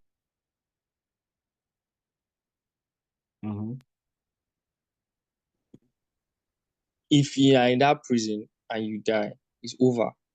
All your hard work is gone. That is what they mean by Nigeria has happened to you. Like that's the risks all of us in this country are taking. That by the grace of God, and we are doing. I can't imagine I'm saying God, but yes, by the grace of God, we are doing our best. We are combining all the creativity, everything, right? In hopes that by mistake, somebody does not choke us knife where they're not supposed to choke us knife, or somebody does not poison our drink, or someone does not do something to us, so we can eventually mistakenly make it. Because it's like, I know that's how life is everywhere, but in a functional country, the risk of that happening is lower than a country like this, where the risk is higher. Yeah, when I got kidnapped, I thought that was the end. Musa, if death flash in front of your eyes, you will know that life is paper, guy. When I got kidnapped in Lagos, I thought that was the end, bro. I thought I would die. But then they released me, even gave me transport. It felt like I had second chance in life. I was like, damn, man, this is another opportunity. But imagine somebody else, not me, God forbid, that died there. Everything is gone. All the hard work, all the amount of joining creativity, everything that you are building is gone, guy. Is gone. In a functional country, the risk of that happening will be lower. So you have a higher chance of even reaching that potential. So at the end of the day, Musa Obed, to make it in this country is hard. It's hard. It's hard. It's harder than any other place. Yeah, you can make it. I don't know if that is the right term to use because you have not lived other experience. Like, bro, if they are dropping bombs in your house right now, it's true. Hamas and Israel. So well, they're not dropping bombs in my house right now. At least I'm chilled. You cannot categorically say Nigeria is the worst place. Like, let's not compare. I think comparing is a bad thing to do. But let's just like as you stated, right? From the unfortunate experience that you had with the kidnappers. Yes, I mean in Nigeria, you have to ensure that you don't die, right? I mean you can never. That's rule number one. Don't die. Yeah. Like obviously, see, life is still natural selection. All that, like it's the fittest will survive. Right. Unfortunately, like it's so brutal at the end of the day. When you actually think about it, it's actually so brutal People in Europe will survive more than Nigerians. Yes, now. Like that is the truth, right? You But have Nigeria to will give birth to more than people in Europe. That's the another truth. yes, Nigeria will- but also Nigeria will give birth to, in my opinion, more resilient people than people in Europe. Because I mean, the dimension of suffering has enabled them to withstand to a certain like their bandwidth, like the bandwidth of a Nigerian to go through bad things, right? As compared to somebody that has not experienced so many. Like so, for some people, NEPA taking light is a problem. Oh. As in Nigeria, that like as in Nigeria, it's standard routine. And Like since we start this cutting now, I no get lights and everything they work. I don't design. I don't get like 3 different meetings. I don't talk. I never see light like this. exactly. So, first of all, like the bandwidth of a Nigeria. I'm not trying to glorify suffering. I think Nigeria they glorify suffering too much. Like let's not do that. But like the truth is that the bandwidth of it, if you survive, and you meet your pharaoh, you'll be so much better at the end of the day than somebody that did not go through what you did, but still met pharaoh. Because you have gone through a classroom of suffering, right? That like nothing will move you. Like there'll be very few things. As a Nigerian, if you meet your pharaoh today, there'll be very few things will actually cause you to like worry or to be anxious because waiting you never experienced before at the end of the day. Like someone like you now, waiting you never experienced. Maybe an armed robbery could be like probably worse than what you have experienced. But like how many people are in cases of armed robbery in the world? Right? The probability is the chances and probability is low. I mean in Nigeria is going to be higher, but in the world it's going to be low at the end of the day. So rule number 1, don't die. It sounds don't die. Like I think that's rule. That's the rule number 1. No matter what you're going through as a Nigerian, don't die. Like don't die. Because the moment you die, you've given up all the opportunities you have to make it. Like his end is gone. You know. Sometimes you can't determine it, but just try not to die. I just make right choices, bro. That will not lead you to guy, Musa, sometimes the right choices, like you don't know. Like you don't know. Like you understand. Like in Nigeria, it's difficult. Like you carrying the boss now, you did not know, right? But like tomorrow, I mean, that experience makes you know. It has given you insight into like what can happen in a bus in Lagos, and it has given you like okay, what kind of people I should look out for in Lagos, right? And the thing is that in our past experiences, we've had instances whereby we suppose learn. But if you know to learn from your past mistake, hey, Egorp, this thing is for you. It's for you. If you know to learn from your past mistake, you go to repeat them and you go to repeat them. If you can't die from the same mistake, who you go blame? Like there are some people that genuinely it was their first experience into something and like it's destroyed them. Yeah. That cannot that is not the category I'm talking about. I'm talking about the category that you have seen a mistake before. Yeah, but then you still chook it again the second time. Not even second time, third, fourth, fifth time. You just they chook it. If you can't die, like you have nobody to blame. I'm sorry, but like now you cause them by yourself. I feel you. God no go green. We reject and cast our mind. It doesn't matter of God no go green self. Now you. If you forget your wicked experience, if you repeat them now. If you forget the experience don't teach you lesson. That means it never teach you lesson. If you never eat plantain, you never eat. If you eat plantain, you don't eat plantain.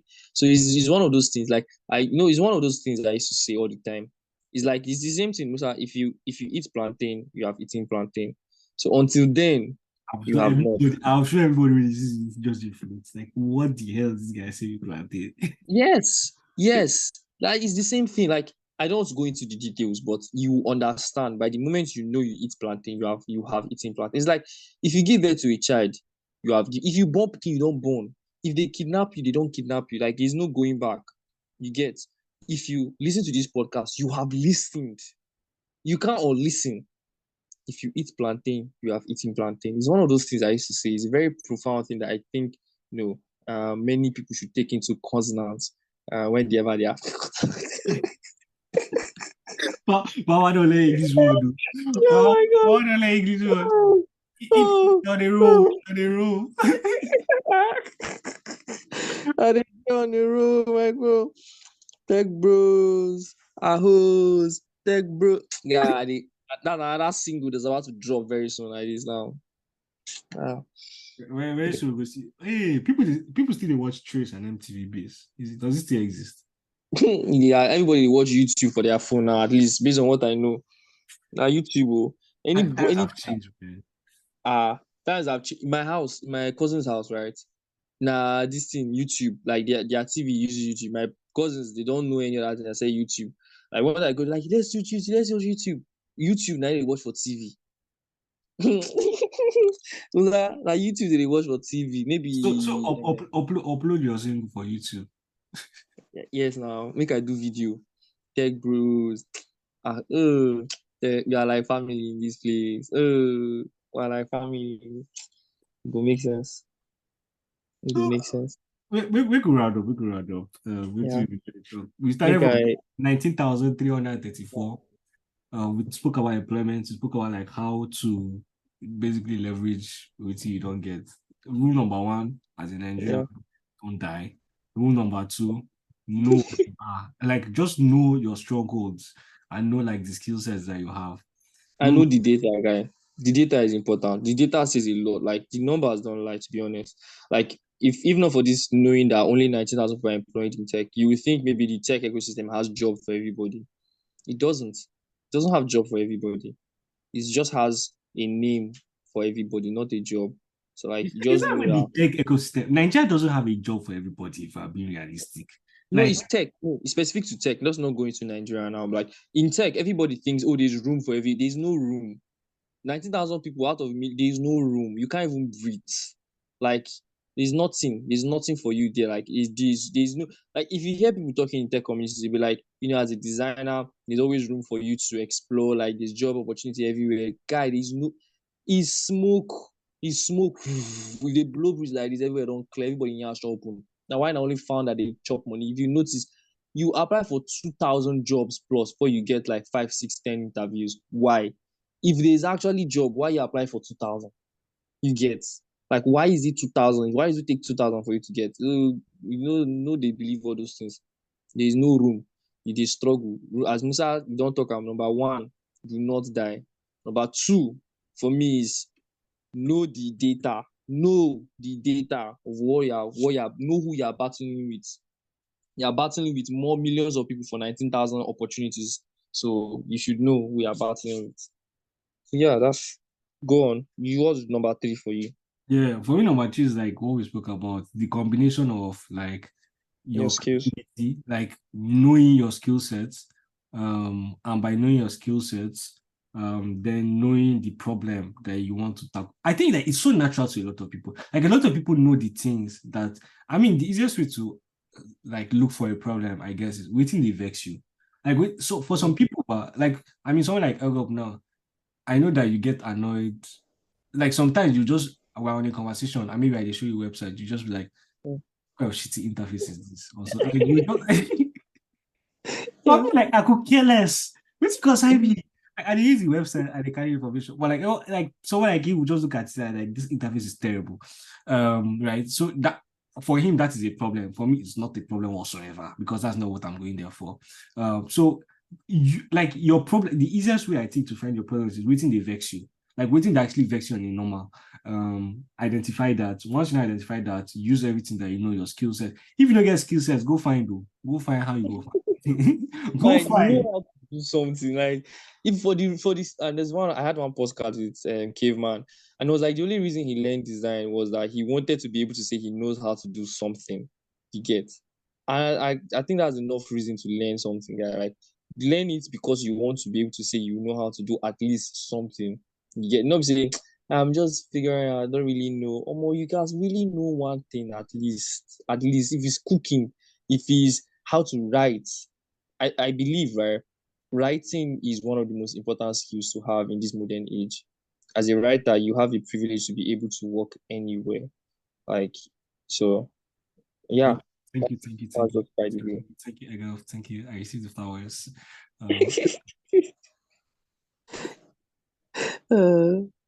Enjoy. Anyways, step 3, we will combine the matrix. So imagine there's a matrix or a Venn diagram. On the top of the Venn diagram, there are 3 Venn diagrams, right? And there's an intersection. On the top of the Venn diagram is creativity and skill sets. By the left-hand side is non-consumption. By the right-hand side is jobs to be done. Skills, your skill set is on the top. Jobs to be done is by the right. Non-consumption is by the left. In the middle is creativity that provides solution to the problems. Like your skills, the non-consumption, which essentially the non-consumption jobs to be done, which is like connected to the second point that Egorp says, know the data, will allow you to now find the intersection of this Venn diagram, which is okay. I have to be creative. Yeah. So knowing my skills. Hello? No, I didn't hear you. Musa, I only hear you again. Your network don't start today perfect. Can you hear It's me? not my network.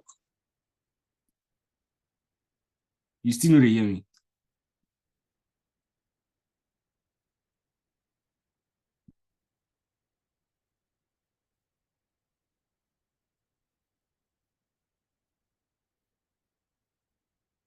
Abi did they call you name?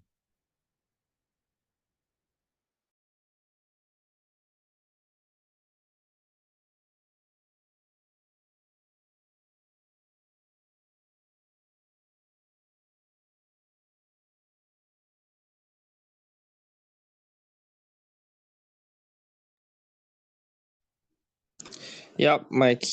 I'm back. Network. When I tell you that network, you see it's not my network.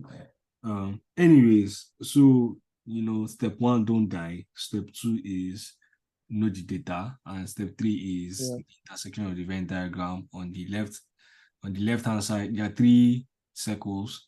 On the left-hand side is non-consumption. On the top is skill sets, and by the right-hand side is jobs to be done. The intersection, the middle point, whereby the 3 circles meet, is the creativity to know the problems to solve, and being able to provide the solution to that problem.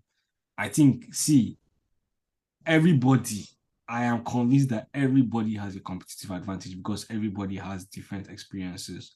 Find within the vex you, find the problem, just list out what you are good at, and then just see it. That's why I say it's creativity, because you have to sit down and actually think how I fit combine my skills to provide solution to this problem. Because you know go fit do them any other way. Like there's no other way you can do it. Like what you have is what you have at the end of the day. Like if you know only how to write, you know only how to write, except you go and learn a new skill, right? So if you know only how to write and maybe you know how to sing, you only have those 2 skill sets. So the creativity now asks, okay, and maybe let's say you want to solve period poverty in Nigeria. It sounds so stupid and crazy, right? But that is the point. How can I mix writing and singing to solve the problem of period poverty in Nigeria? Like, this is the beauty, I think, of being a human being. The sense that we can sit down and we can actually find a way out from things that look impossible. Because if I tell you that, okay, I give you singing, I give you writing, it's like the parable of the talents. I give you singing, I give you writing, right? Solve period poverty. Like, if you're not creative, you no go ever find how you go do it, right? But if you sit there and start to reason, I can write too, I can sing, right? Essentially, start writing. Like for me, the first step is maybe like write lyrics that has to do with ending period poverty. Then have to start asking yourself, how can I write lyrics, right, that can reach the places that will bring funding for this kind of problem, or that can reach government. Like that is the creativity. Like the creativity aspects can only be answered by you. Musa, I feel like this, we all know this. And I said the most, for number 4 for me, right, which is the most difficult thing, is do what is interesting at least. That's the least and the last thing you can do for yourself is do what is interesting and fucking do it well. Like do it like there's no other thing else to do in this life. Like to me, that's the last thing I would say, because when I almost died in Lagos, the only thing I could think about at the end of the days, like I'm not joking, like it feels like at least it's real. I'm about to die. Have I lived a good life? If not, well, what would I want to do if I come back in life? I was asking myself those questions. At the end of the day, when they let me go, they give me transport, I moved out. Yeah, like I only now I'm like I only want to do stuff that are interesting to me. Like I don't give a shit. As long as it's interesting, I'll do it. If it's not interesting, I'm not even doing it. I'm not doing it. So it's hard, but like just work as hard as possible. Like just I'm even telling myself now because I know, right? I know I need to double my output and just do only interesting shit. Yeah, that's it for me, guy. That's the wrap for me, bro. Mad, It's mad. hard. Remember, like, is the story of Joseph. Like Yeah, everybody, every Nigerian na Joseph. If you are yeah. going to use this methodology, Except we're not wearing multicolored, jackets. So, go on. they will catch you for this comment when you don't make. But anyways, everybody is the story of Joseph, and you be Joseph. You did prison, like that. You did prison. No mean say Pharaoh no fit show up. Pharaoh fit show up anytime, but you don't. Like, do you know how to interpret dreams? That is the real question. Because even if you meet Pharaoh today, you are It's going actually to. Joseph. Eh? I say it's actually Joseph. Like when you're in charge, you do your papa house, you dey flex, you dey chop sheep meat, you dey go up and down. Then all of a sudden you become your 20s. Whoop, they put you inside well and leave you there. He go shock you.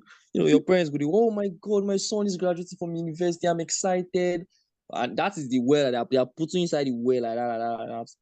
You enter well like this film. And then you go no see him, you don't read. Yeah. Well, prison. 25, you did prison, you did cell. God knows when you come out from that cell. Let it not be when you are 50 something in Jesus' name. just know how to interpret your own dream. If you see that your exit point, Joseph's exit point was he sabi interpret. If you know sabi interpret, you no go come out too. That's the problem. Yes, like if you know sabi, it's better go and learn how to interpret dreams. If not, you go do that. Yeah, and your analogy is good, guy, because at 21, 22, 23, you meet Potiphar's wives plenty. Jesus. What? Guy, no. We are all Josephs. We Potiphar's wife where you go meet, bro. 21, 22, 23, you will meet plenty. Now you choose if you are to flee or not to flee. Ah, God. Oh, some people don't did the bed. What if Potiphar was not fine? That's why Joseph ran away. It's not because she called him when she never have makeup on. So the guy was like, context no day. Context no day now, but like what if she didn't have makeup on, so she looked different? I was like, no, this is not the madam I saw last night. I'm going to run away. And that's the part of the story they wrote. Write the other part of the story. Maybe. When them will confuse person, he go bring idea. I guess they now. If you know. Like, if you know. You get some Potiphar wife, right? If I see right now, guy, I feel fall again, make another mistake, can't tell myself, say, no worry, I'll learn again after this. But God no go allow me see them. And God no allow me see everybody go get Potiphar's wife. Last. Yes, like no. Every single person go get his own Potiphar's wife moments. Like, honestly, I think it's going to be very difficult at the end of the day, but the temptation go there. I think like temptation, like sometimes even giving up na like a temptation, just not. And what if Joseph's Potiphar's wife no get yash or something else? Like, what if concern me now? This guy. Sorry, this podcast end now. Sorry, my mind is flying into different things. It shouldn't be. Thank you very much for listening to me. Guy, no, but like that's a stupid question because it's not high official. Guy, imagine like you had the access to get anybody you wanted in a land. Say you go choose person you know make sense. Like we're not talking about in this day and age. Like this guy was a high official. It doesn't matter, guy. Like it doesn't matter. Let's analyze this here. It doesn't matter. Like you can have the best wife, right? She's fine. She's high end. What I mean, high end products, but she may not have all the glamour, like that people hype for. You get like my kind of spec for women is very different. I will not describe it here so that all the Potiphar wives will not go and be adjust. Then we could just arrange some kind of things, 1 or 2. No.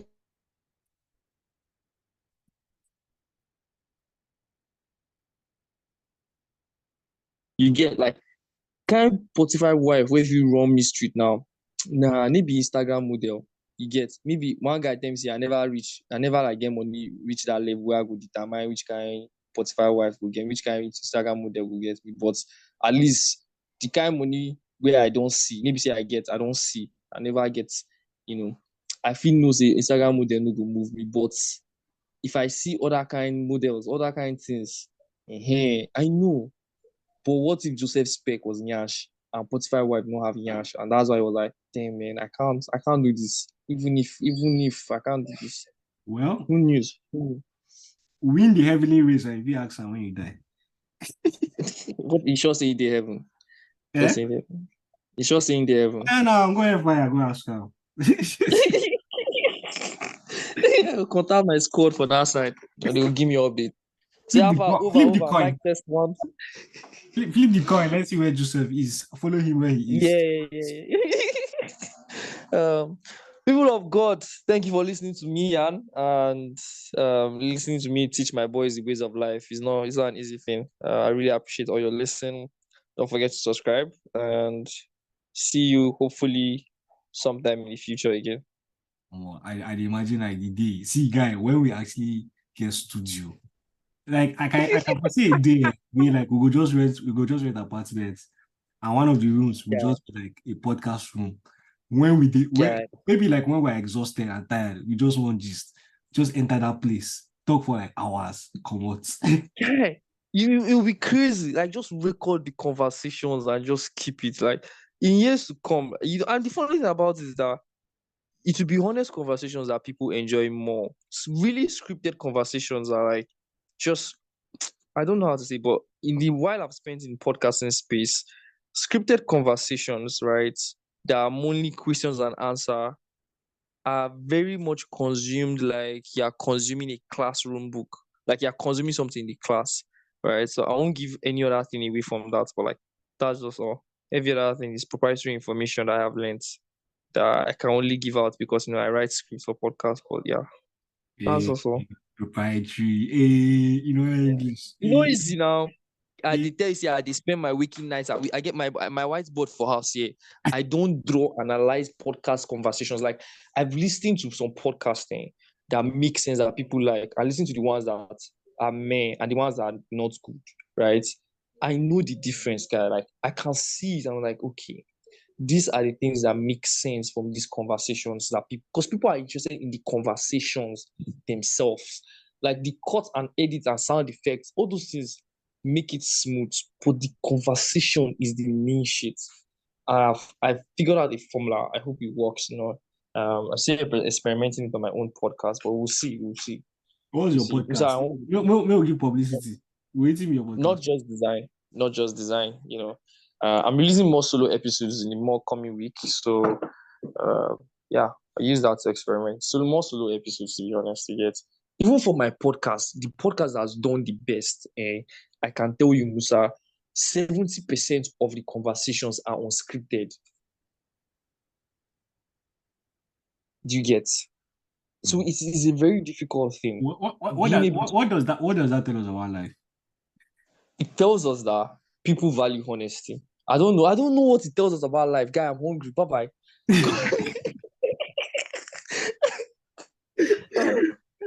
Look at you. We are the chowers with the talk. Like, you see life. I won't spend money today. Eat well. I won't spend money. I won't spend my salary. Every day with the year, you spend money. Eat well. So which day they spend the money? I know the normal. Like when last week I spent money. You remember that time that you tell me say they buy you go the rice woman. You tell me rice and plantain, rice and white stew, and the other one again. Do you know maybe last month? Now once in a month thing now. Now last month now. Once I collect salary. The day before you know biscuit to the shop, you go buy biscuits. Once I collect salary, I make sure say I eat well. So once I broke, because to the point where you collect salary and where you broke, far. So in between, I make sure I eat well. So once I broke, I'm like, good times are coming again. Eat my garden, they go. I remember the good times. See, good memories. The waiting good memories you do for you, guy. To get good memories, guy. If your time was sacked, you go hope. Now, waiting they give hope. Why do you think we have hope? It's because children of Israel, they know that the God have done good for them. So whenever they are sad, they remember now hope. So you got eat good now. So when you broke, you could get hope, say more. Those times fee come again. If they don't come before, if he come again, you get. So It's one of those things how that many weeks are you into your wilderness? no, right now, I project that it may take about 1 or 2 days before I enter wilderness. Right now, 1 or 2 days. When they pay your salary? they want you pay me salary day for yesterday. You dey wine this country. Hmm. Uh, I don't Yeah. clear right now. I'm a free man. I don't clear all my financial everything. I'm a free man. So any money within my hand now manage. I don't buy data. I get data for the whole month. I get like 1 or something gig that I just dey enjoy and they manage. I know they go anywhere again. Once I split my money for my business, I will buy a bicycle. I know they pay transport anywhere I dey go again. I just cycle it. God is good. All right, good job. Bye-bye. Bye-bye. Thank you everyone for listening to this podcast. This podcast is managed by What's Podcasting, a podcast management company for busy individuals and businesses.